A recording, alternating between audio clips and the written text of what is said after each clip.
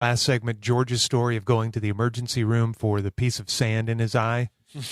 Well, we thought we'd get the other side of that story. Joining us now on the ticket hotline is the doctor who treated you in that emergency room. Good morning. How are you?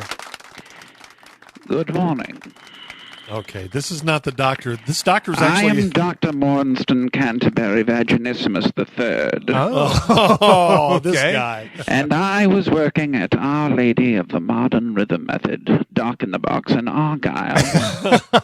Our Lady of the Modern Rhythm. George, you didn't mention it was Dr. Vaginissimus. It wasn't. It was actually a guy that went to high school with Corby. It wasn't this guy. Don't you contradict my information, Giorgio. Remember, I once held your life in my very hands. Well, I guess. Of course, I'm originally from jolly old England, but I decided to come to the New World to complete my training in organ husbandry. Well, lo and behold, it was a sleepy Monday night, and as I was in the ER cruising through people's medical records looking for something that I could bring myself to completion successfully to, all of a sudden, they wheeled in a gurney loaded with an absolute bear of a man who was wearing an eye patch while they were doing chest compressions on him and cutting off his dress. This sounds like it could be you. No, it wasn't. It was at that point in our story that they screamed to me, Dr. Vaginissimus, we have a patient here who was in a dust-related golfing accident. And he has coded. Please come quickly. You coded? No, I didn't code. So I put out my cigarette and I walked calmly but confidently around the entire perimeter of the hospital before joining the team who was working on the gent, because I don't take kindly to people telling me what to do. So I went over to the gentleman and I removed the man's breathing tube and asked him his name. And he said his name was George Wayne Dunham. Okay.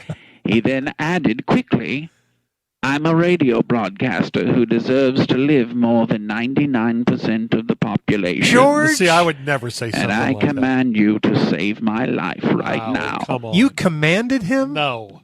Well, after a smart slap across his face, he backed down from his issuance of imperatives.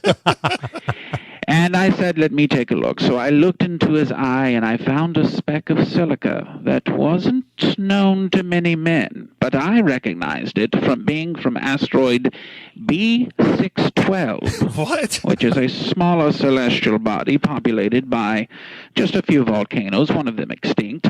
But it had to be removed immediately, for I recognized that this would either kill Mr. Dunham or give him the power of 20 men. So I looked over the big old bear of a man's body in a cursory examination to see if there were any other dust-related wounds that he was suffering from. I called for the forceps, and Mr. Dunham looked at the prodigious instrument and said it was too voluminous to be used in his occipital region. But I said, no, the forceps are not for the speck of silica in your eye, Mr. Dunham.